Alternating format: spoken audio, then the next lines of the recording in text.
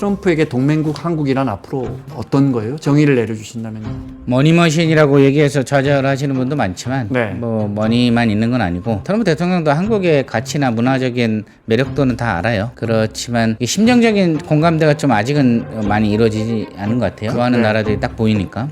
그런 면에 있어서 한국은 아직까지는 좀 더 지켜봐야 되는 존재. 하지만 함께 가야 되는 존재 정도로 보여지는 것 같습니다. 그래서 우리가 너무 좌절할 필요도 없고 당나라 황제 만나러 뛰어가듯이 돈다발 들고 가서 조아릴 필요도 없어요. 네. 주고받기도 잘하고 네. 또 어느 정도 공감대도 이뤄서 세계를 그들 눈높이에서 같이 좀 봐야 돼요. 기회의 창을 좀 더 열면 여러 가지 기회 요소들이 좀 많이 있거든요. 그런 것들 좀 같이 지혜를 모아야 되겠죠. 정치 인터뷰 시작합니다. 트럼프 대통령의 두 번째 임기가 시작됐습니다. 네, 오늘 취임식 보셨어요? 정말 명확한 뚜렷한 메시지들이 이어졌습니다. 정말 쏟아졌습니다. 네, 정리하면 기존 글로벌 질서의 뭐 해체, 파괴, 교수님 이 정도가 될까요? 오늘 취임식 그 이면을 가장 재밌게 또 깊이 있게 설명해 주실 분 이분이 최고죠. 네, 국방대 안전보장대학원의 김영준 교수님 자리했습니다. 어서 오십시오. 네, 안녕하세요. 밤에 보셨어요? 아니면 녹화된 거 보셨어요? 저도 사실 라이브는 보지 않았고요. 네. 2시인가 그랬죠, 새벽. 예, 나중에 봤습니다. 네. 어느 신문은 질서 없는 세계, 예고 없는 위기. 이렇게 며칠 전에 트럼프 2기를 뽑았던데 제가 오프닝에서 그냥 간단하게 기존 질서, 기존 글로벌 질서의 재편, 파괴, 뭐랄까 우리가 그동안에 생각했던 상식적인 질서는 그냥 트럼프 대통령 별로 중요하게 여기지 않으니까요. 이 표현은 어때요? 교수님 보시기에. 기존 질서의 파괴도 맞고 새로운 질서의 시작이라고 저는 더 정의를 내리고 네, 싶거든요. 여러 번 말씀드렸듯이 기존 질서가 분명히 개혁이 됐어야 되는데 네. 그 개혁 요구를 담아내지 못했기 때문에 네. 다소 과격하고 어떻게 보면 유머 있는 방식으로 트럼프를 우리가 어떻게 보면 준비되지 않은 상태에서 맞이한 거죠. 그래서 네. 1기 때는 다들 조롱하고 비웃고 4년 후면 끝난다고 얘기했고 4년 동안은 방심하던 시간이 지나서 네. 지금은 더 큰 세력이 돼서 다가왔고 어떻게 네. 보면 더 많은 표를 얻었단 말이죠. 이게 과연 미국만이냐? 유럽도 지금 모두 트럼피즘이 지금 휩쓸고 있고요. 네. 그러면 다음 순서는 어딜까? 한국일까, 일본일까? 이렇게 보고 있는 것이죠. 예. 네. 거대한 흐름이다. 예. 네. 오늘 그 마가 이야기하면서 그 부분 좀 깊게 설명해 주시고 오늘 일단 취임식 장면에서 교수님 보시기에 가장 기억에 남는 장면, 뭔가 상징적인 장면이 있다면, 네. 저 행정명령 몇 개 서명하고 백악관으로 이동했잖아요. 볼펜들을 이렇게 던졌다면서요. 저는 영상으로 보고 기사로만 봤어요. 네.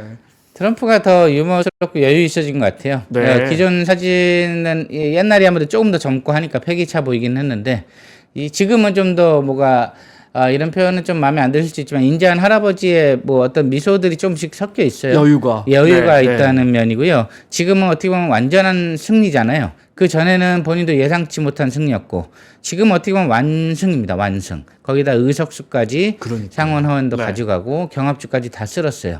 이제는 민주당 쪽에서는 더 이상 뭐 설명이 필요 없고 대단히 심각한 개혁이 일어나야 될 상황인데 일단 트럼프 입장에서는 내가 걸어온 길이 네. 최소한 옳다고 인정을 받았다라는 자부심과 자신감이 지금 넘쳐나고 있습니다. 신이 나를 구원해 준 이유가 뭐냐? 그 펜실베니아 총격 사건 맞습니다. 하면서 이제 Make America Great Again 이야기하니까 와 USA 종교 막 이게 집단이죠. 야, 이 참 그 영화의 한 장면처럼 모든 게 자연스러워요. 그죠? 인물로 치면 오늘 트럼프 다음으로 취임식에서 교수님이 보시기에 이 사람 눈에 띄더라. 머스크인가요? 누가 또 있어요? 사람들 이제 머스크 얘기도 많이 하시고 네. 아니면 실리콘밸리 이제 CEO들 얘기도 많이 하는데 네. 저는 베런 트럼프를 좀 봤어요. 키도 네, 워낙 네. 클테다가 일론 머스크를 잡으면 옆에 이제 그러니까 젊은 네. 트럼프가 서 있단 말이죠. 시크하게 있던데 시크하게. 예, 그러니까 저는 베론을 주목한 건 아니고 네. 베론으로 상징화되는 트럼프가 트럼피즘의 장기화에 지금 구축에 지금 들어갔잖아요. 소위 내각 인사 얘기할 때 젊은 트럼프들을 전면으로 내세워서 경쟁을 시키고 네. 4년이 아니라 8년, 12년, 40년을 보고 지금 설계를 하고 있구나. 이런 느낌을 베론이 전개해 나간다는 게 아니고 베론으로 상징화되는 트럼프의 아이들을 지금 키우고 있다. 트럼프 세대라고 불리는 네. 김일성도 김일성 세대를 키웠습니다. 1950년대, 60년대. 네. 예, 기회가 되면 말씀드리겠지만 푸틴도 자기의 세대를 키우고 있어요. 이게 2030 남성에 해당될지 더 확산될지 모르겠는데 트럼프는 더 긴 여정을 지금 보고 그 안에 미소가 들어있다. 자기는 역사책에 나의 후손들이 나를 위대한 지도자로 기록하도록 만들겠다라는 그런 미소가 저는 보였습니다. 앞서 이제 새로운 질서의 시작이다 하셨는데 그것이 단순히 트럼프 한 번 임기 4년 남은 임기로 끝나는 게 아니고 그 어떤 그 새로운 질서의 시작이 계속될 것 같은 그런 예감, 예견. 트럼프를 지지하는 사람들이 굉장히 일자리 타령만 하는 그 광신도로 보이지만 그들이 추구하는 건 1950년대 아이젠하워 시대에 어떤 미국이 잘 나가던 시절의 모습이거든요. 네. 그 모습을 재현하겠다는 거에서 그 종교적인 감동이 그들끼리 이제 형성이 되는 건데 네. 사회 다양성을 거부하진 않는다. 근데 속도 조절에 나서겠다. 뭐 이런 것들이 트럼프를 메시지를 전파하면서 네. 우리도 이런 것들 있죠.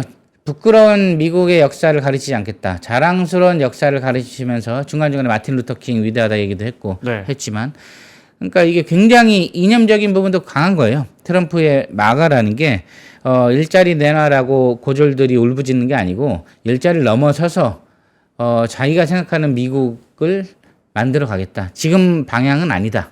이민자들이 많이 오는 것까지는 좋은데 네. 그들의 말을 쓰고 그들의 역사를 가르치고 그들끼리 음식을 만들어서 그들의 마을을 세우고 네. 그럼 미국이 뭐냐? 미국은 이민자의 나라는 맞는데 그 이민자들이 사실 크리스찬리티를 기반으로 한 서방 문명권이었잖아요. 네, 네. 인디안을 몰아내긴 했지만 그거를 복원하겠다라는 소위 이념적인 집단이기도 합니다. 그래서 우리가 트럼프를 얘기할 때 돈 일자리로만 자꾸 설명을 하지만 네. 그들 안에서는 문화전쟁으로 표현되는 역사전쟁으로 표현되는 한국에서도 비슷한 기류가 있죠.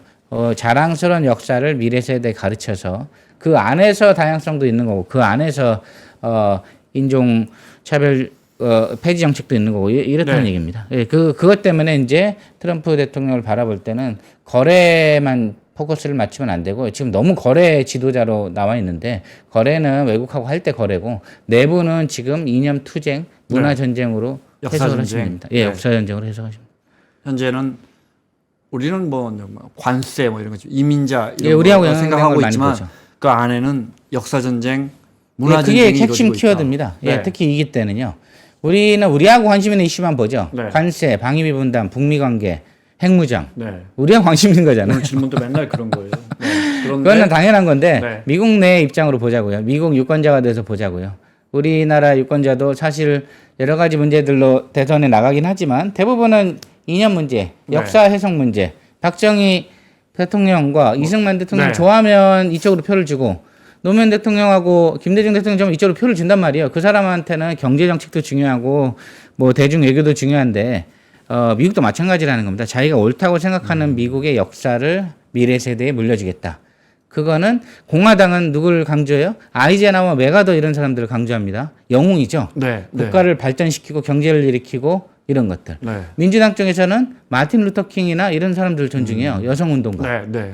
그래서 폭스뉴스에서 민주당을 비판할 때는 요즘 젊은 애들은 아이젠하워가 누군지도 모른다. 좌파 역사 교육 때문에 어디서 많이 들은 논리죠. 우리나라 정교조 논리입니다. 똑같네요. 네, 이쪽이 이쪽을 공격할 때는 네. 또 반대예요. 흑인 인종 차별을 여전히 문제의식을 못 갖고 깨시민이 아니다. 이렇게 공격을 해요. 그중에 트럼프 지도자들은 이 깨시민은 좌파 카르텔이고 정교조고 이렇게 공격을 하는 겁니다. 우리가 이걸 다 빼고 관세 이것만 남으니까 네. 이게 이제 트럼프가 집권한 이유를 잘못 해석할 수도 있는 거죠. 네. 그 역사 전쟁에 일단은 승리자로 오늘 이제 의회에서 대통령 선언을 4년 임기 네. 연장을 받은 것이죠. 그래서 4년으로 그치지 않겠다는 게 트럼프의 목표입니다. 예. 자기가 원하는 역사를 최소한 12년, 네. 40년을 계속 가도록 미국 판을 뒤흔들겠다. 네. 이게 이제 목표입니다. 그래서 4년 끝나면 트럼프 사라지니까 모든 게 끝나고 혹은 뭐 트럼프 후계자 중에 한 명이 4년 더 할 수도 있겠다. 뭐 이 정도로 보면 안 되고요. 네. 어느 나라를 미국의 방향으로 할 건지에 대한 대규모 전쟁 중에 현재는 이쪽 편이 승리를 한 걸로 보이는 거죠. 네. 그래서 배런을 오늘 눈에 띄는 인물 취임식에서 배런 트럼프를 꼽아주죠. 이방카는 오늘 아예 안 나왔나요? 이방카는 이제 빠지기로 했다면서요, 본인이. 여러 보도들을 보면 네.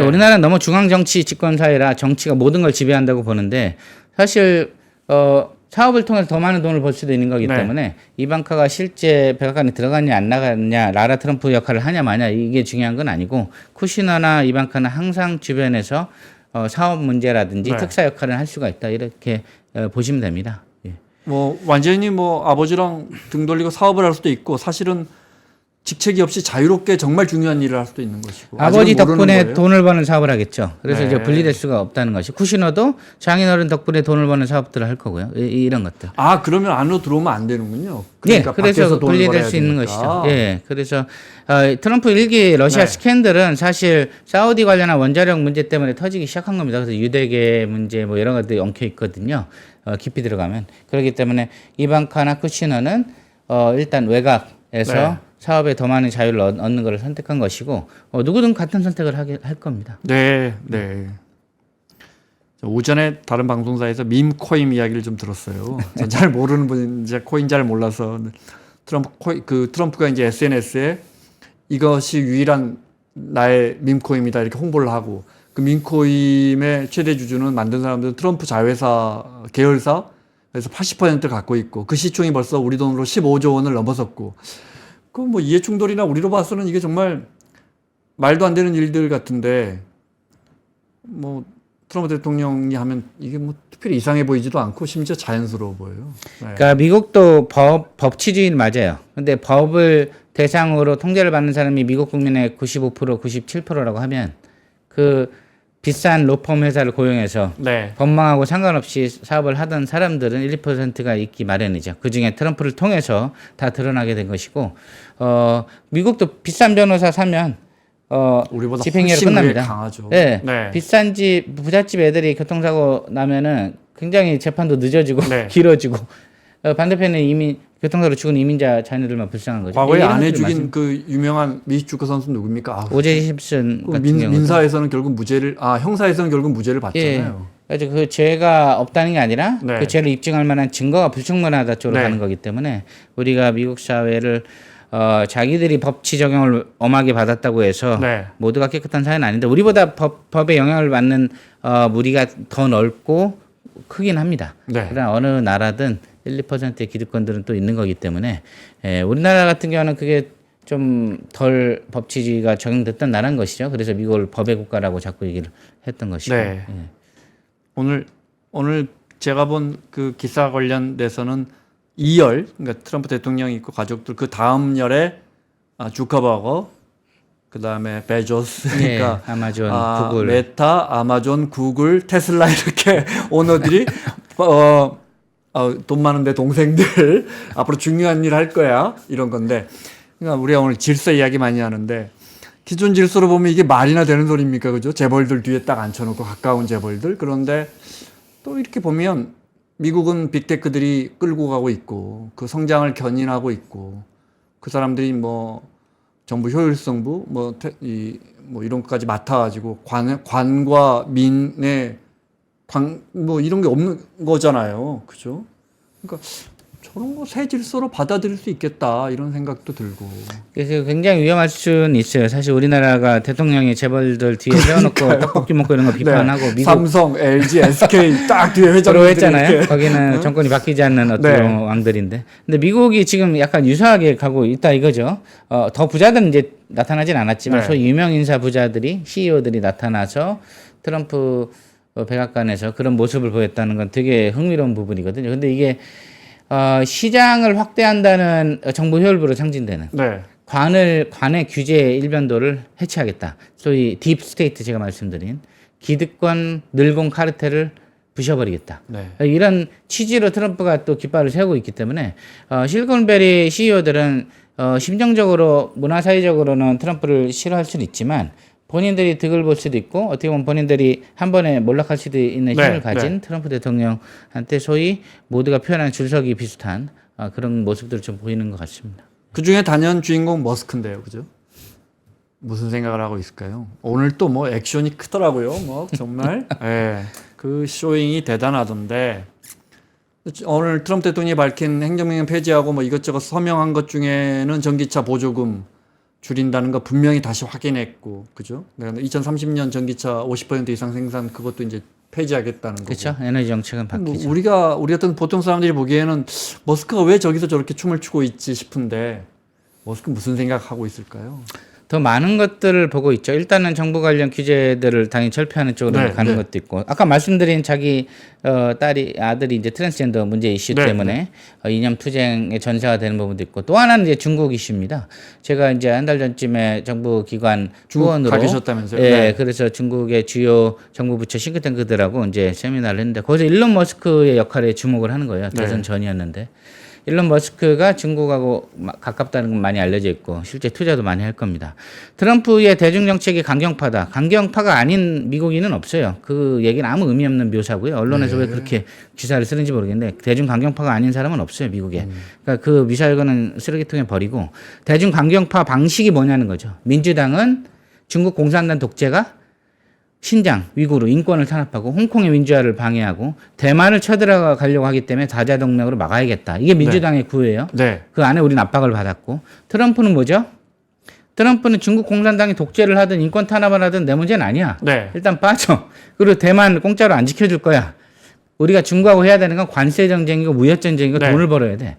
일론 머스크는 거기 가서 투자를 해서 돈을 벌어오면 되는 거고.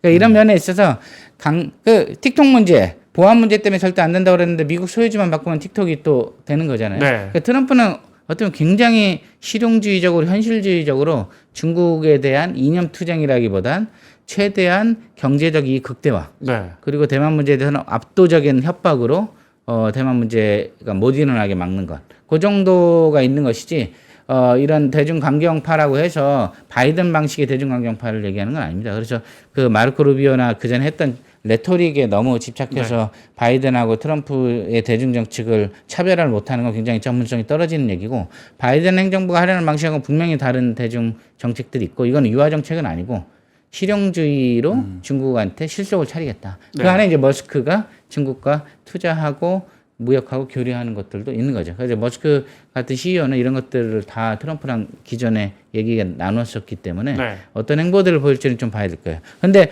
요거 하나는 있죠. 경제안보 바이든 행정부가 했던 거. 내 편에 확실히 서라. 네. 그거는 트럼프 행정부가 주변의 압박은 그대로 할 겁니다. 내가 자유로운 거지. 내 우방국들은 내가 데드라인 친 대로 움직여. 이렇게 하는 건 맞기 때문에 네. 반도체라든가 핵심 산업들에 대해서 일본, 한국, 대만에게 압박을 하는 내용 자체는 같을 거고요. 이제 본인은 자유로운 거죠. 예. 머스크는 그런데 테슬라라는 최고의 전기차 그룹을 갖고 있고 중국은 전기차를 매우 빠른 속도로 시장을 지난해 제일 많이 팔린 차 비아드라는 거 아닙니까? 전 세계에서. 예. 네.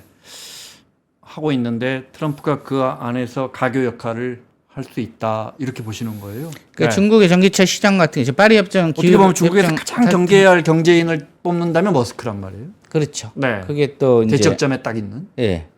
그래서 기후변화 협정 탈퇴하고 네. 에너지 시장 바꾸고 전기차에 관련한 여러 가지 규제를 선도적으로 폐지하고 그러면서 일론 머스크는 전기차를 했던 사람인데 그 안에서 이제 일론 머스크 하는 건 우주도 있고 다른 신사업들을 네, 또 많죠. 보고 있단 말이죠. 네.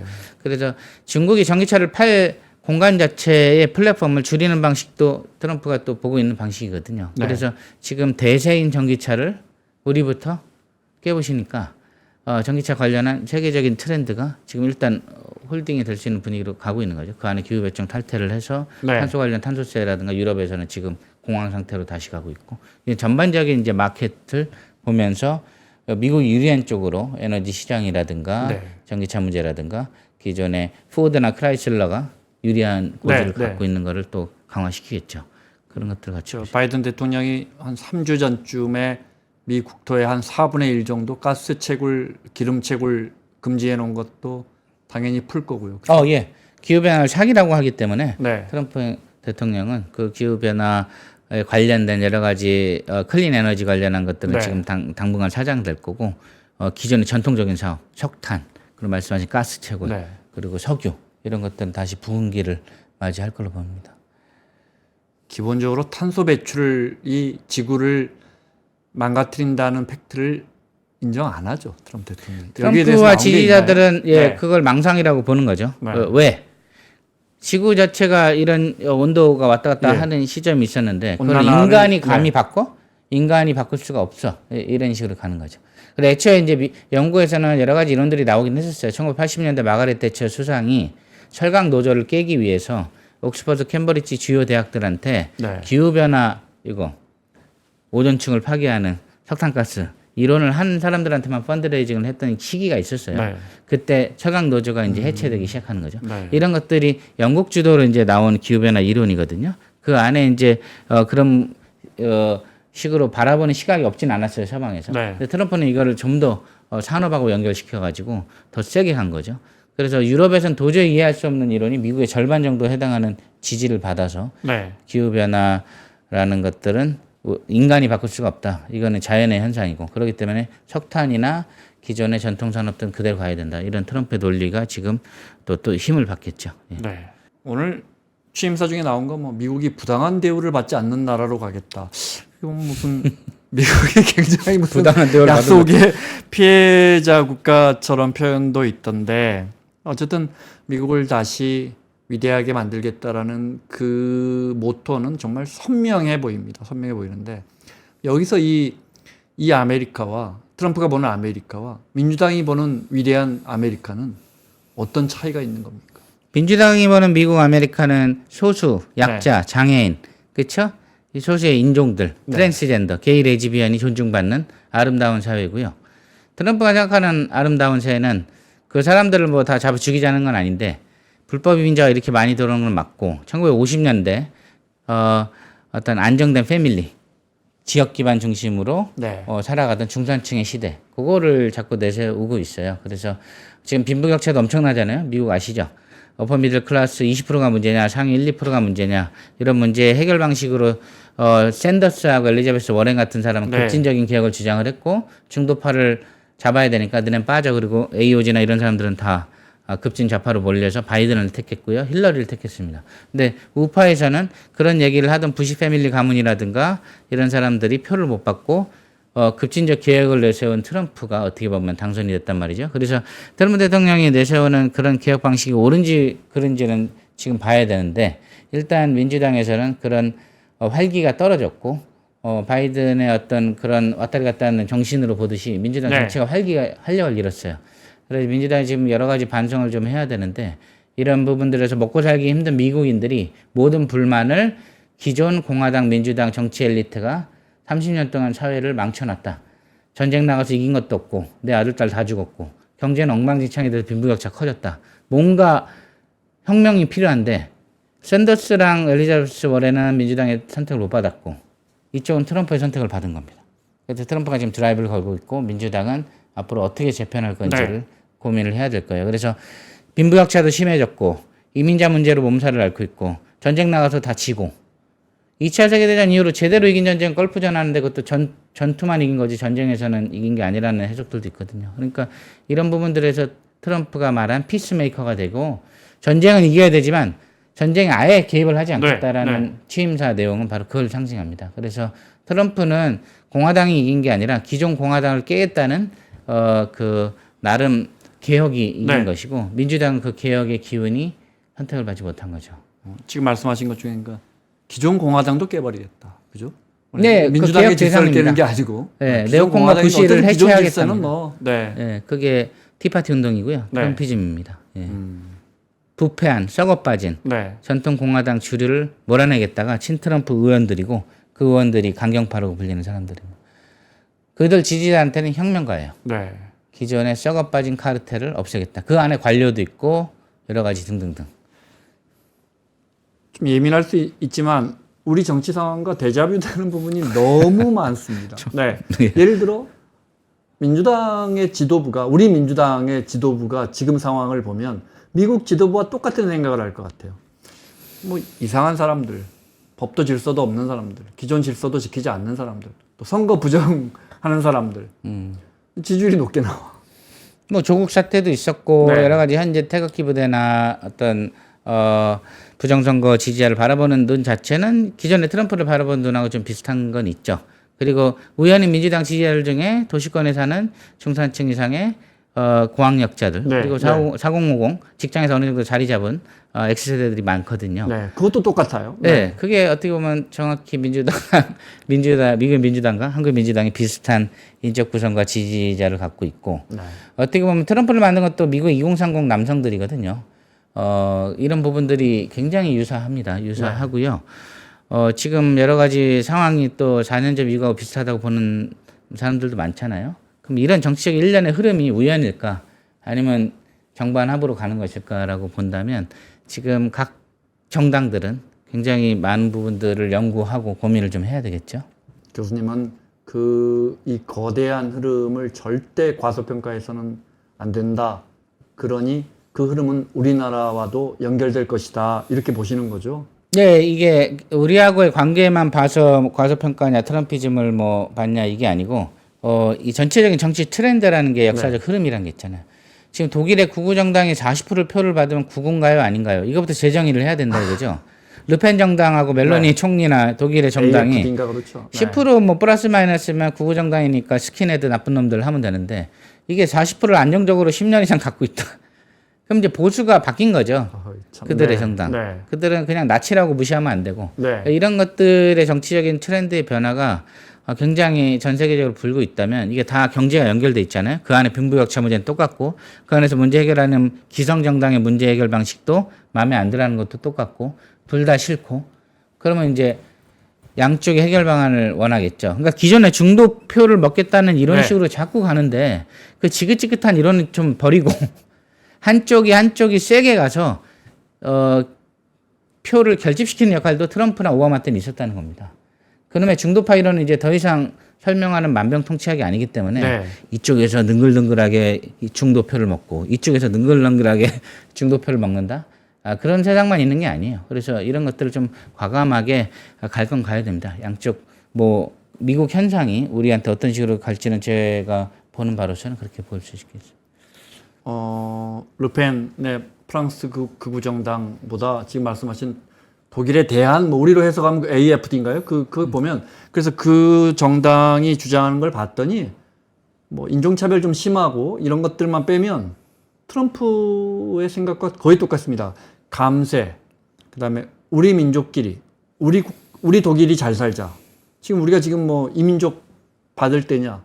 그다음에 복지 좀 줄이자. 너무 나라가 가난해진다. 뭐 이런 것들을 큰 보면 사실은 극단적인 인종차별 이런 것만 빼면 그러니까 유럽하고 미국이 잘 살 때는 불쌍한 이민자들 들어오면 우리 6.25 전쟁 때 입양도 많이 했잖아요.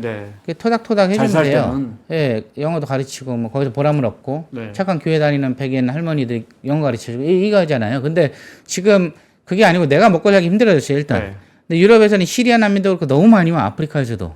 근데 그 애들이 자기들끼리 마을을 모여서 살면서 우리 애들보다 취업도 잘 되고 사회 기득권 세계로 형성이 되고 있다. 지금 이제 유럽이나 미국에서 느끼는 정서가 그거라. 트럼프랑 구구 정당이 이민 정책에 대해서 허키시하게 바뀌어야 된다라는 표를 받은 거고요. 이런 것들은 한국에서는 어떤 시사점을 줄지도 이제 좀 봐야 되겠습니다. 저희 경제 채널이라 사실 이민자 안 받으면 우리 간단하거든요. 이민자는 좋은 노동력 면도 투입 많죠. 안 돼요. 받지 말자는 게 아니고. 예. 그러니까 불법 이민자를 안 받는다는 건데 그 실제 그리고 그 비자 받는 쿼터도 굉장히 줄이더라고요. 일기 트럼프 때 보면. 그죠? 일본이나 이민 오기 힘든 나라죠. 그렇게 되면 그리고 있는 불법 체류자들 쫓아내고 그리고 이제 오늘 나온 거 보면 미국에서 불법 체류자가 낳은 아이도 속지주의로 바로 미국 시민권 주는 거 이제 그거 없애기로. 트럼프가 정확히 언급을 했어요. 후보 시절에. 중국하고 한국, LA에는 산후조리원 다 부셔버리겠다고. 이런 그 뉘앙스가 시행령으로 당장 막겠다고. 우리가 봐도 세금 안 내고 애만 낳고 하는 거 얄밉잖아요. 미국 사람들 보기에. 혜택만 보려고 오는 거잖아요. 주립대 갈 때 인투션비를 싸게 가고 우리 애 취업해가지고 줄줄이 아빠 엄마 은퇴하면 들어가서 복지장 받으려고 그러고 지금 우리 미국 이민사회가 우리 유학 가거나 주재원 간 사람한테 애 하나만 낳고 가라 계속 주술처럼 하는 게 그 혜택 문제잖아요. 그러니까 이런 것들은 트럼프나 미국 입장에서 보면 되게 얄미운 거죠. 그런 것들을 언급을 못 하다가 시행령을 통해서 막겠다. 혹은 헌법 문제가 걸려있기 때문에 어떻게 할지 모르겠는데 이런 것들 굉장히 듣는 사람으로서는 착한 척을 했어야 되는데 속이 다 시원한 거죠. 그런 입장에서 이제 여러 가지 트럼프의 정책들이 굉장히 노골적으로 더러운 오염시킨다 이민자가 어떻게 이런 말을 해요. 근데 자기가 못 네, 뱉은 네. 어떤 응어리진 말들을 그 트럼프라는 소위 이제 개그맨 같은 사람이 네, 얘기를 네. 하니까 박수를 치면서 열광을 하는 겁니다. 그래서 그 이제 불법 트럼프도 거기에 대해서 명확하게 규정하잖아요. 이민족을 다 쫓아낸다는 거 절대 아니야. 불법 불법으로 이민자를 들어온 사람들을 줄이자는. 쫓아낸다는 네, 거야라고 그겁니다. 여러 번 강조를 하는데 트럼프 회사에 이민자 많아요. 이제 본인은 이제 그걸 네. 자꾸 내세우죠. 합법적인 사람은 우리 미국인이다 이렇게 보는 거예요. 트럼프 파티하면 다 유색인종 바글바글합니다. 예, 그걸 일기 얘기하는 행정부 일기 백악관 보면 전부 금발의 백인들밖에 없던데요. 무슨 좀 그런 부분들은 또 우연히 그럴 수는 있는데. 네, 네. 예. 그런데 트럼프에 대해서 그러니까 우리가 보기에는 트럼프가 어떤 이민자에 대해서 요거 하나만 먼저 여쭤보고요. 불법만 아이를 낳으면 시민권을 안 준다? 그럼 예를 들어 우리나라에서 합법적인 뭐 여행 비자나 이런 거 가서 우리가 저 뭐라 그럽니까? 미국 가서 애 낳고 오는 거 시민권 유학생들 네, 뭐 우리 옛날 얘기할 수 연예인들도 그거는 괜찮은 거예요? 그거를 이제 검토를 하겠죠. 어디까지를 뭘 네. 보느냐. 망가들 원정 출산은 절대 안 되고. 네, 그렇죠? 원정 출산 3개월 안 되는 무비자 거예요? 뭐 그럴 때 예. 원정 출산식은 안 되고. 네, 그런 비자는 검토를 하겠죠. J1이든 F1이든 뭐 3년짜리 주재원이든 그때 난 것까지 막을지. 아니면 트럼프가 얘기하는 건 엄마 아빠 시민권이어야 된다 뭐 이런 얘기도 하잖아요. 그럼 기준이 갑자기 높아질 수 있는 거죠. 근데 그게 헌법 문제가 걸려서 쉽지는 않을 거예요. 근데 그런 방향을 처음으로 미국 정부 중에 검토하겠다고 얘기를 꺼낸 대통령이라 그 자체만으로 카타르시스를 준다는 것이고 그 법적 검토는 지금 정부에서 해야 될 일이겠죠. 예. 근데 이제 경제적으로 보면 어쨌든 우리 생산하려면 총 뭐 요소 생산이라 해서 기술력 필요하고 자본 투자 필요하고 뭐 노동력 필요 이것밖에 없잖아요. 그래서 미국이 마가 유일하게 지지하는 네, 스티븐 배너냐 이런 사람들은 네, 지금 그런 인력이 미국에서 많다는 겁니다. 이제 그 소위 말하는 중서부 남부의 고졸 출신들이 이제 이민자 일자리도 충분히 있다? 예. 근데 우리가 보기에는 경제하는 사람들 입장에서 전혀 아니죠. 하나님 있고 예, 구하기 여기 힘든- 나오시는 수많은 예. 이코노미스트들이 농장도 그렇고 안 돌아가잖아요. 인건비 들어오지 않는 거 우리가 인구가 줄어들어서 성장률 떨어지는 거하고 똑같은 방식이다. 미국이 저임금 노동자들이 들어오지 않으면 굉장히 성장률에 영향을 줄 것이다. 또 그 사람들이 저 급여가 낮기 때문에 물가 상승 압력을 많이 낮춰주는 것도 사실이거든요. 근데 그걸 이제 몇백만 명씩 막아버리면 쫓아내버리고 또 경기에는 무조건 안 좋을 거라는 게 이제 우리 이코노미스트들의 맞죠. 예. 네. 그럼 뭐 우리나라 시골도 지금 이민자 아니면 농장이 안 돌아가잖아요. 네. 다 아시죠? 예, 지역에 가면은 다 그런 체계로 가는 걸 이제 사실상 묵인하는 구조인데 네. 미국도 사실 그런 것들을 계산하지 않은 건 아니고 일단 범죄나 이런 것들에 노출될 사람들 1차적으로 다 추방을 할 거고요. 네. 예, 그 다음부터 이제 아마 나갈 겁니다. 그래서 실제 그런 농장을 운영하는 사람들, 실제 공장을 운영하는 사람들의 목소리가 지역 하원 상원들을 통해서 네. 들어가면서 이런 것도 있을 거고 백인 옛날에 중졸 고졸 노동자들이 사실 복지수당이 괜찮았기 때문에 일을 뭐 하고 싶어도 더 괜찮은 일자리 아니면 안 가는 경우도 있었어요. 이런 네. 것들에 대한 조정들도 있을 겁니다. 그런 것들이 같이 이제 복지국가를 네. 틀을 깨는 방식. 그러니까 미국에서 트럼프 쪽에 지지를 했던 사람들이 화가 난 건 이민자도 그렇고 또 방만하게 나라를 운영해서 오바마가 하려고 했던 사회주의 국가가 돼간다. 네. 소위 말해 내가 연봉을 한 애매하게 5천만 원, 6천만 원 벌면 복지수당 받는 사람보다 세금 빼고 나면 돈을 더 적게 번다. 이런 데이터를 네, 네. 미국의 우파 연구소들이나 언론 매체가 계속 내보내거든요. 그래서 복지국가로 가는 수당을 줄이는 나라로 가야 된다. 이런 것들이 아마 같이 이루어질 겁니다. 그럼 그 안에서 복지수당이나 이런 것들보다는 일하는 게 낫다고 생각되면 그 일하는 노동력들의 변화가 좀 있을 수도 있고 이런 것들이 이제 같이 들어가는 것이죠. 트럼프 네. 행정부에서는. 그것도 지금 말씀하신 사회주의, 공산주의 이것도 사실 진짜 이미 수십 년 전에 끝나버린 이데올로기인데 또 우리나라도 지금 그 보수 집회에 가면 곧 공산화된다, 중국화된다. 이미 뭐 중국 CCP인가요? 중국 예, 공산 CCP. 예. 중국 Chinese 공산당의 Communist Party. 약자가 CCP인지 줄 알았는데 예, 그 CCP. 집회하시는 분들은 이게 다 스티커를 CCP 반대한다. 중국 공산당 반대한다. 근데 미국 사회도 갑자기 또 이렇게 그동안 물론 그 뿌리가 마르고 있지 않았지만 또 다시 반사회주의, 반공산주의 이게 들어와요. 진짜 어느 때 이론인지 모르겠는데. 지긋지긋하죠. 지긋지긋하고 네. 그러면 빨갱이로는 도대체 언제 없어질지 모르겠는데 사실 오바마가 추진했던 오바마 케어 자체가 유럽의 복지국가를 기본 바라봐야 될 가치지향으로 보고 이제 소셜 케어 중에 소위 한 6천만 원에서 1억 초반대 버는 사람들 세금 한 2, 30만 원씩만 더 내자 뭐 이런 식이었어요. 듣기엔 그럴 수도 있겠다는데 그걸로 이제 사실 오바마에 대한 티파티 운동이 시작되면서 트럼피즘의 시작이 됐거든요. 이게 굉장히 미국은 거부감이 심합니다. 이 자기가 일한 거에 대한 정확한 대가를 받아야지 그런 복지 국가로 가는 것 자체를 이제 소셜리스트라고 보는. 그래서 오바마 무슬림 소셜리스트 이렇게 비난을 했잖아요. 지금도 그렇게 하고 있고. 그래서 지금 사실 유럽은 복지 국가에 대한 해석을 또 갖고 또 싸우고 있죠, 자기들끼리. 그래서 이런 부분들이 미국하고 유럽은 좀 태장이 다르고. 전혀 다르죠. 네, 우리가 보기엔 유럽이 정상 국가라면 우리나라는 복지를 좀 더 가야 되는 거고. 그렇죠? 뭐 정의당이라도. 근데 우리나라가 미국이 정상 국가라고 보면 병원비가 2억 3억 내더라도 자기가 알아서 보험이 좋은 회사를 가야지. 그 자영업자도 그 보험비를 뭐 1,000만 원, 2천만 원, 3천만 원 내야잖아요, 미국은. 그래서 자기가 내야지 왜 안 내? 이런 식으로 하는 이제 미국 국가가 모델이면 또 이제 그런 식으로 가야 되고.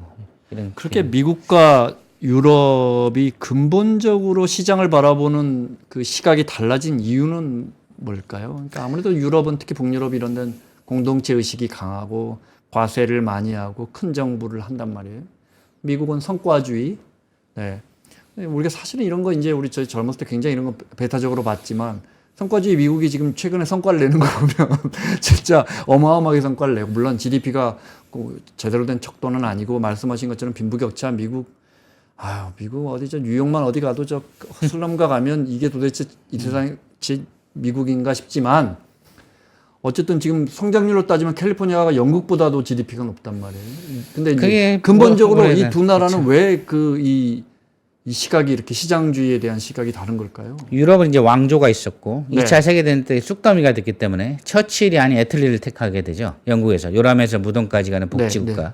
그게 이제 유럽에서의 복지국가 모델이 시조인데 싸그리 힘들어졌기 때문에 병원, 의료, 주거에 관해서는 인간의 기본권이기 때문에 나라에서 해줘야 된다. 이거에 대한 공감대가 다 그냥 가루가 됐으니까. 1차 세계대전 통해서 그나마 영국이 가장 덜한 나라고 대륙식이나 제일 센 데가 북유럽식 세금의 60% 내면서 하는 거. 아니면 프랑스, 독일식 한 세금의 40~50%를 내죠. 영국은 30~40%를 내고. 근데 미국에 와서는 그게 다릅니다. 쑥대밭이 됐던 적도 없고 왕조가 세금을 걷어간 적도 없어요. 그럼 뭐가 강해요? 왕실이 싫어서 이민 온 나라예요. 스몰 가버먼트. 정부는 악이에요. 악이기 누가 때문에 나 간섭하는 거 싫어. 여기는 복지국가로 바꿨죠 한번. 도와주는 정부로 바뀌었어요. 옛날 왕실을 타도했고 전쟁이 끝나고 나서 복지국가 되면서 하이에크 케인즈 논쟁 중에 누가 이겼죠? 케인즈가 이겼어요. 케인즈가 30~40년을 끌고 갔는데 미국은 스몰 가버먼트. 80년까지는 케인즈가 이겼죠. 그러니까 왕실은 우리를 괴롭히기 때문에 최소한의 역할만 해라. 스몰 가버먼트. 뭐만 해? 국방, 치안, 외교 그리고 세금 조금 가져가. 나머지는 다 주정부가 자립으로 한다. 그래서 정부는 죄악입니다. 악입니다. 악. 그래서 스몰 가버먼트가 핵심이고 이거는 마켓의 힘을 키우는 시장주의로 가고 열심히 일한 사람들이 법만 지키고 세금만 잘 내면 더 많은 혜택을 가져가자. 그러니까 미국의 연봉 CEO들이 이제 막 수십 배, 수백 배 가져가잖아요. 그 안에서 말씀하신 이제 빅테크나 창의적인 아이디어가 나왔다고 이제 좋아하는 겁니다. 그래서 프리드먼이 나오는 시카고 학파가 1960년대, 70년대 다시 등장을 하면서 하이에크가 주목을 받고 노벨상을 받죠. 그래서 70년대 이후에 이 시카고 학파, 밀턴 프리드먼의 사상을 이어받아서 실행을 한 게 누구죠? 80년대 로널드 레이건과 영국의 마가렛 대처예요. 그게 바로 자유주의로 돌아가자. 세금을 적게 내고 노조가 너무 세다. 바로 신자유주의죠. 그래서 신자유주의가 80년대부터 이제 광풍에 휩싸이고 가게 되는 건데 유럽은 그래도 마가렛 대처가 NHS 같은 무료 병원을 깨진 않았어요. 그게 2차 세계대전 때 쑥대밭이 됐고 나서 정부가 해야 되는 역할에 대한 좌우의 공감대가 있었거든요. 근데 미국은 밀턴 프리드만 때 더 급발진해서 지금은 시장 경제가 창의적인 혁신적인 아이디어를 낳고 규제는 철폐해야 돼요. 그렇기 때문에 민주당 클린턴이나 오바마가 집권을 해도 정부 관료 페이퍼워크와의 전쟁은 항상 선포를 합니다. 이번에 이제 정부 효율부가 처음은 아니고 그 전부터 비효율과의 전쟁은 늘 했었어요. 근데 이번엔 더 세게 나가고 더 아이코닉화 시킨 거죠. 그래서 미국은 기본적으로 스몰 가버먼트의 나라고 유럽은 빅 가버먼트. 근데 한국의 여러 다큐멘터리는 이 빅가버먼트에 대한 여러 가지 환상들을 많이 보이죠. 스웨덴이 세계 최고의 나라고 행복도가 네. 높고 한국에서는 미국의 빈부격차가 좀 안쓰러워 보이니까. 근데 이거 장점은 뭐죠? 유럽이 지금 자기만의 애플, 자기만의 페이스북, 자기만의 아무것도 없죠. 왓츠업이 있느냐? 네. 없잖아요. 네. 그러니까 이 소위 유럽은 지금 관광과 와인으로 먹고 사는 나라죠. 이태리 패션 산업하고.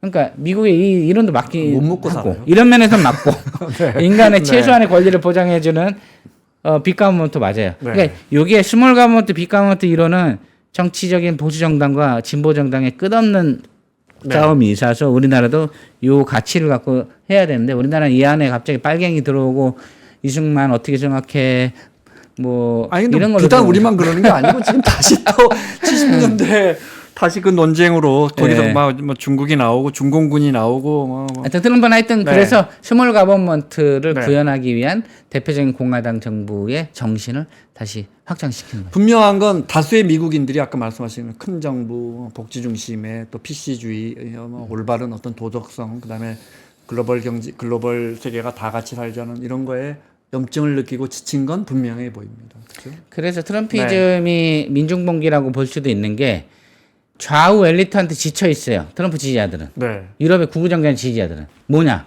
좌우에서 좋은 대학 나와서 월스트리트저널, BBC, CNN의 책상을 지배하면서 여론을 형성하는 사람들. 네. 아이비리그 교수가 되고 대학 교수가 돼서 가르치는 사람들.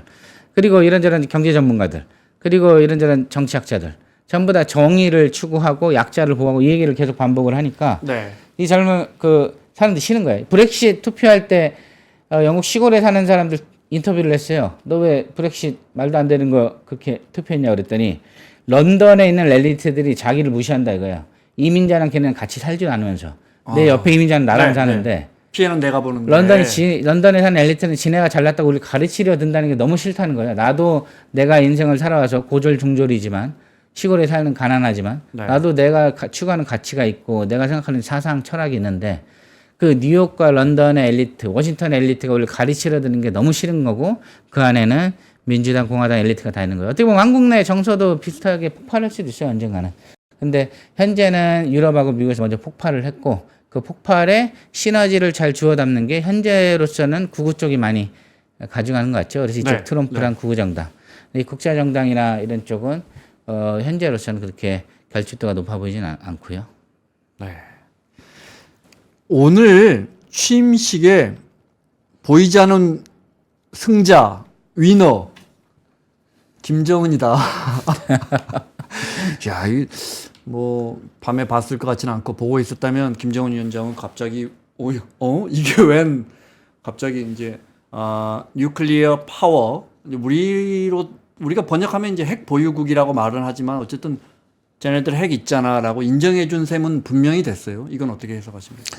이게 약간 어떻게 보면 말장난인데 NPT 체제에서 공식 핵 보유국, 네. 뉴클리어 웨폰 스테이트를 의미하는 건 아니거든요. 그걸 고려할 필요도 없고. 네. 그래서 핵 보유국으로서 공식 지위를 하는 건 전혀 아니고 쟤는 핵무기가 있으니까 우리가 현실적으로 쟤네랑 협상을 하자 그런 식으로 지나갈 때 뭔가 용어가 있어야 되잖아요. 그 용어 중에 뉴클리어 파워를 선택한 거고 네. 학자들 사이에서는 이런 북한이나 이런 나라를 뭘로 정해야 되나 그래서 뉴클리어 암드 스테이트라는 용어를 만드신 분도 있어요.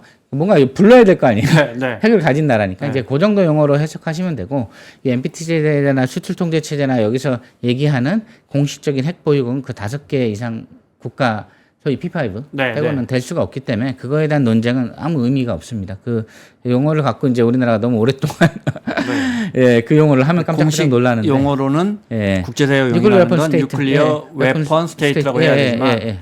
뉴클리어 파워라는 건 그냥 통칭하기 쟤들 핵 있으니까 설령 뉴클리어 웨폰 스테이트라고 썼어도 그런 네. 의미로 쓴 건 아니기 때문에 예, NPT 체제하에 공식 핵보유국으로 인정받는 건 전혀 다른 문제입니다. 네. 예. 그와 나는 여전히 좋은 관계고 이건 뭐 여전히 그동안에도 늘 했던 수사고요. 그죠? 트럼프 대통령이 김정은 위원장한테 했던 그거고 그도 내가 다시 돌아온 것을 좋아할 거야, 뭐 환영할 거야 이런 식의 이야기를 했어요. 이게 행간은 어떻게 읽어야 합니까? 지금 보면은 가장 전쟁 때문에 시끄러운 데가 러시아, 우크라이나, 네. 중동, 그리고 이제 곧 터질 것 같은 대만과 한반도잖아요. 이 분야에 있어서 트럼프가 정리를 하면 진짜 노벨 평화상도 가져갈 수 있고 그럼요. 본인이 네. 늘 주장했던 전쟁은 안 날 정도로 미치광이 전략으로 억제를 해야 되고 협박을 하더라도 실제 전쟁에 불필요하게 개입해서도 안 되고. 그래서 나는 피스메이커라고 얘기를 하잖아요. 보이기엔 피스풀하지 않은데. 하여튼 그래서 피스메이커를 주장하는 그 목적이 그런 거라면 사실 한반도에서 할 역할은 이미 정해져 있죠. 그래서 우리가 러시아 우크라이나전부터 원래 먼저 끝내고, 그렇죠? 종전협정이 길어질 것 같고, 네. 그다음 가자나 뭐 하고, 한반도는 천천히 다음 단계로 하겠거니라고 많이 예상을 했는데 지금 보면 동시다발적으로 할 가능성이 높아 보여요. 네. 그리고 푸틴하고 트럼프는 빨리 만날 것 같은데 거기에 김정은 얘기가 안 나올 것이냐? 100% 나오겠죠. 1000% 나옵니다. 북한군이 가 있는데. 그러니까 제가 트럼프라면 김정은 위원장이 북한군을 단계별로 철수하도록 내가 권유해서 내가 일어났다라고 자랑을 할 것 같습니다. 그럼 김정은 위원장은 미국 정부의 단독 제재라든가 아니면 그 핵군축 방식의 네. 체제 안전 보장을 받으면서 제재가 일부라도 이제 국제 제재는 오래 걸려요. 네. 일부라도 해제가 되면 자기가 관광 사업을 통해서 돈을 버는 지도자가 될 수 있기 때문에 제가 트럼프 덕분에 파병이 조금씩 줄어갔다라는 것들을 내부에서 합의를 할 수도 있을 것 같아요. 푸틴의 중재를 네. 통해서. 네. 그러면 김정은 위원장 입장에서는 다른 걸 얻는 방식으로 어차피 빼야 될 시기에 종전 협정이 다가오면 네. 트럼프가 잘 중재해서 그 문제는 그렇게 정리하고. 그걸로 채통을 세워주고 본인은 다른 걸 받을 수 있는 거죠. 이런 네. 것들도 열려 있는 겁니다. 예, 열려 있는 겁니다. 그래서 저희는 순서대로 갈 줄 알았는데 지금 사실은 다 문제가 엮여 있기 때문에 동시다발적으로 중간선거 이전까지 속도를 좀 빨리 낼 수도 있다. 네. 그 안에 한국 정부 역할은 애초에 미국한테는 계산기 들어있지는 않고요. 이제 우리는 정부가 빨리 이제 안정화되고 하면은 빨리 우리 의견을 내야죠. 전혀 고려가 안 될 것 같은데요. 우리 의견. 예, 고려는 안 될 겁니다. 그래도 우리는 노력을 해야 되고. 우리가 갖고 있는 건 뭐죠? 조선업도 있고, 원자력 발전소도 있고, 여러 가지 이제 다른 아이템이 있기 때문에 그 안에서 이제 우리의 입장 정리가 중요해요, 사실은. 미국한테 무슨 얘기를 할 건데. 네. 네. 정보율의 차이가 좀 있잖아요. 네. 근데 큰 차이가 어느 정도 크지 않아야 우리도 이제 국익이란 거를 지킬 수가 있는 것이죠. 그래서 트럼프 대통령하고 우리 입장을 먼저 정리해야 한다. 네, 그게 최소한의 국민의 100% 동의는 아니더라도 네, 네, 네. 이 정도는 그래도 괜찮다라는 동의들을 갖고 가서 해야 우리 정부도 바뀔 때마다 이게 입장이 안 바뀌니까. 입장 정리하는 거 쉽지 않을 것 같아요. 교수님 말씀 딱 들어도 예를 들어 미국 주도로 양자회담을 해서 뭐 비핵화는 안 되더라도 북한이 일정 정도 정권을 보장받고 개혁 개방을 조금이라도 한다면 그리고 대미 제재를 미국의 북한 제재를 풀어준다면 나아가서 유엔 제재도 좀 약화된다면 우리 입장에서는 일단 충돌 가능성이 낮아지기 때문에 좋긴 한데 비핵화는 완전히 물 건너가는 겁니다. 어떻게 가야 돼요? 비핵화를 또 아셔야 돼요. 우크라이나 비핵화가 얼마 걸렸죠? 35년 걸렸거든요. 36년 걸리면 오래 걸리나요? 34년 걸리면 빨리 걸리나요? 이게 사실은 좀 아셔야 돼요. 네. 비핵화라는 게 단계별 비핵화도 있고 핵군축이라는 건 없습니다. 단계별 비핵화를 얘기하는 거고 그 안에서는 CVID를 해도 35년 걸리면 CVID고 네. 30년 걸렸는데 단계별이라고 하면 단계별로 하는 거예요. 그러니까 그 개념 안에 갇혀가지고 할 필요는 우크라이나는 없고. 제조할 기술은 없었지 않았어요? 핵무기만 잔뜩 갖고 그렇죠. 있었죠? 그렇죠. 근데 거기는 과학자들이 같이 어차피 소련 사람이었기 때문에 네. 그분 짓는 건 의미가 없고. 근데 우리가 해야 될 건 뭐가 변수가 뭐가 상수냐를 보셔야 돼요. 네. 아까 말씀하셨잖아요. 전 국민이 동의할 거예요. 트럼프 대통령이 한국 정부 의견 듣고 바꿀 게 뭐가 있을까? 북미 관계에서. 제로죠. 네. 문재인 정부 때는 한번 트라이해서 어느 정도 역할을 했고 판을 깔아줬잖아요. 그럼 상수는 상수로 놓고 변수를 갖고 우리가 뭐 얻을 수 있느냐. 뭐가 됐을 때 한반도의 안보와 평화와 이런 전반적인 대전략에서 우리가 얻을 게 많을 것인가. 이걸 보고 가셔야 돼요. 그게 얘기가 시작이 되고 그 안에 중국 문제도 있고 한반도 문제도 있고 네. 그 안에 경제 무역 모든 게 다 들어있습니다. 그래서 트럼프 대통령하고 이런 것들을 놓고 같이 얘기할 수 있는 많은 자리가 있어야 된다는 거죠. 지금 취임식 가냐 안 가냐 이거 너무 후진국적 논쟁이에요. 취임식 가면 뭐해? TV 보는데 이거 제가 사진 찍지 말랬잖아요. 호텔에서 25만 명 뿌리는 초대권을 왜 자랑을 하고 그걸 언론에서 뭐 누구랑 친하냐. 그지? 재벌 회장들도 돈을 주니까 가는 거고 그 10분 만난 걸 갖고 자꾸 네. 보도를 하지 말라 이거죠. 창피한 보도입니다. 창피한 보도. 영국 대기업 프랑스 그런 총수를 보도 안 가서 나와요. 만나기라도 하잖아요. 사진이라도 찍고 오잖아요. 25만 명 중에 한 명 된 게 의미도 없고 그 네. 안에 10분 만난 것도 의미가 없습니다. 돈 주면 다 만나줘요. 그게 아니고 이제 우리가 이제 이런저런 우리 국격이란 게 있잖아요. 지금 영국 프랑스에서 그 정도를 보도하지 않아요. 그런 거 보도하지 말고 실제 일본이 하는 방식도 잘 보고 네. 이스라엘 하는 방식도 잘 보고 지혜롭게 좀 가야 됩니다. 예. 말씀하신 것처럼 우리가 이제 그 지난한 비핵화 과정에서 양자회담, 육자회담 그 과정에서 문구 하나 하나까지도 뭐 이렇게 섬세한 조정 뭐 이런 걸 시도하다가 지금 뭐 트럼프 대통령이 쟤네들 핵 갖고 있잖아. 나는 친해. 뭐 이래서 뭐 뭐랄까 우리가 갖고 있는 기존의 외교와 안보의 그런 것들이 모두 다 부질없어지는 것처럼 막 느껴지고 이럴 때일수록 우리 외교의 힘, 정치의 힘이 필요한 거잖아요. 우리 상황이 뭐 지금 좀 매우 특이한 상황이긴 하지만 그죠? 그러니까 실용주의, 뭐 다산 청량용 선생님 말씀처럼 네. 기회주의가 아니라 실용주의. 그 안에서 네. 우리의 어떤 가치 철학을 최대화할 수 있는 그리고 국민의 먹고 살 것과 안보와 평화가 네. 확장되는 방식으로 여러 가지를 유연하게 진보 보수 할 것 없이 토의를 좀 해야 되고요. 트럼프 대통령을 가르치려고도 하지 말고 또 4년 만에 끝난다고 볼 필요도 없고 우리가 이제 여러 가지 것들이 지속 가능하게 네. 좀 여러 가지 것들 북한 얘기만 해서 그런데 여러 가지 같이 좀 짜야 되겠죠. 트럼프가 지금 이제 오늘 중국에 대한 관세나 뭐 다행히 뭐 곧 나올 것 같긴 우리도 곧 교무실 불려갈 것 같긴 한데 일단 2월 1일부터 멕시코하고 캐나다는 예상했던 대로 25% 보편 관세를 때리기로 했고요. 2월 1일부터 날짜가 나왔고요. 네. 그런데 이제 뭐 최선을 다해야죠. 뭐 우리 정치 상황이 이렇지만 뭐 새 정부가 들어서던 어떤 어느 정당이 집권하던 당연히 우리가 이제 백악관 가서 트럼프도 만나고 해야 하는데 최상목 대행도 뭐 전화 통화하겠다고 했고 쉽게 될 것 같지는 않아요. 예를 들어 뭐 지금 예. 옆에 있는 캐나다나 멕시코나 저 그린란드 갖고 있는 덴마크입니까 이런 나라들 뭐 유럽 정상들 마찬가지고 뭐 하나 우리가 비집고 들어가서 요만큼 얻어내기도 진짜 쉽지 않은 것 같은데 일본은 어떻게 해요? 일본이 이미 야인 시절에 사람들 잘 챙겨놨죠. 예, 힘들 때 도와주면 좋잖아요. 네. 예, 정권 잃었을 때 잘해줘야 돼요. 그리고 지금 일단 이미 늦었지만 네. 그리고 또 하나는 빨리 만나려고 조급해할 필요 없어요. 트레이도 총리 어떻게 됐죠? 빨리 만나고 나서. 그러니까 바보 됐고 물러났어요. 빨리 안 만나냐고 무슨 난리치지 일이 말고 아닌데? 빨리 네. 만나는 건 중요한 게 아니고 어느 정도 국민적 합의를 갖고 어떤 아이템을 갖고 또 어떤 일정 정도의 가치 철학도 필요합니다. 그냥 트럼프 대통령 장사꾼이라고 똑같이 돈 걸릴 필요도 없어요. 네. 이런 거진 전반적인 전략들.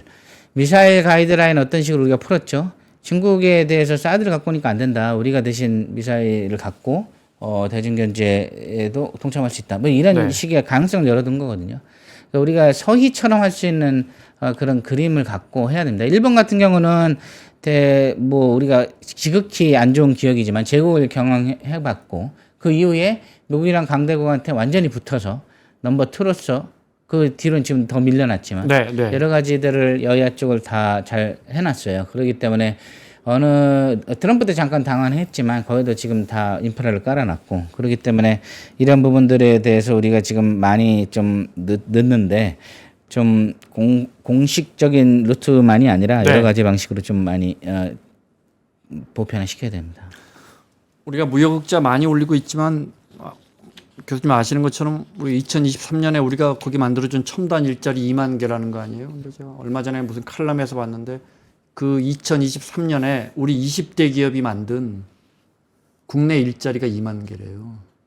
네, 그러니까 우리가 그 좋은 일자리 우리가 만든 것만큼이나 미국에 갖다 만들어주고 있는데 사실 뭐 목소리 내기도 쉽지 않은 상황이라 뭐 하나 둘씩 풀어가야겠지만 마무리를 해야겠습니다. 이렇게 정리해 주시면 어때요? 트럼프에게 동맹국 한국이란 앞으로 어떤 거예요? 정의를 내려주신다면요. 머니머신이라고 얘기해서 좌절하시는 분도 많지만 네. 뭐 머니만 있는 건 아니고 트럼프 대통령도 한국의 가치나 문화적인 매력도는 다 알아요. 그렇지만 이게 심정적인 공감대가 좀 아직은 많이 이루어지지 않은 것 같아요. 그러니까요. 좋아하는 네. 나라들이 딱 보이니까 그런 면에 있어서 한국은 아직까지는 좀 더 지켜봐야 되는 존재. 예. 하지만 함께 가야 되는 존재 정도로 보여지는 것 같습니다. 그래서 우리가 너무 좌절할 필요도 없고 네. 당나라 황제 만나러 뛰어가듯이 돈다발 들고 가서 좋아할 필요도 없어요. 네. 그거 하는 게 아니고 이렇게 주고받기도 잘하고 네. 또 어느 정도 공감대도 이뤄서 세계를 그들 눈높이에서 같이 좀 봐야 돼요. 지금 예를 들면 AI를 포함된 군비 통제 체제가 다 무너져 없거든요. 네. 예를 들면 그런 것들에 대한 역할을 우리가 하겠다라고 먼저 치고서 네. 제안을 할 수도 있고요. 네. 룰을 만드는 룰 세터가 돼야 됩니다.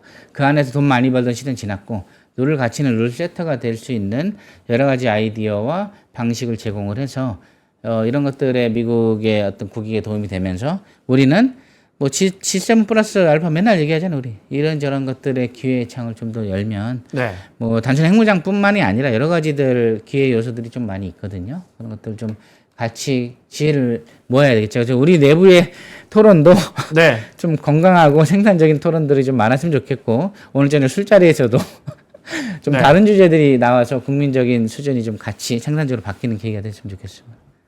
현금이 줄기는 안 돼야 할 텐데 네, 우리가 늘 뭐 언제 우리 한반도를 둘러싼 지정학적 상황이 뭐 좋은 적이 있었나요, 그죠? 주한미군도 감축해서 나라 망하는 게 아니라 철수는 안 할 거예요. 네. 지상군이 줄면 우리한테 어떤 기회가 있는지 그것도 계산을 해봐야 돼요. 네. 예, 그러면 그 미국이 여러 가지 했던 여러 가지 규제들을 푸는 쪽으로 이제 가면서 자주국방을 강화할 수도 있는 거죠. 네. 네.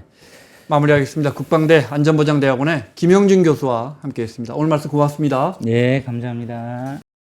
삶의 격을 높이는 9가지 지혜를 함께 나눕니다. 위즈덤 칼리지 시즌 2 영상 아래 링크를 클릭하시면 자세한 내용을 확인하실 수 있습니다.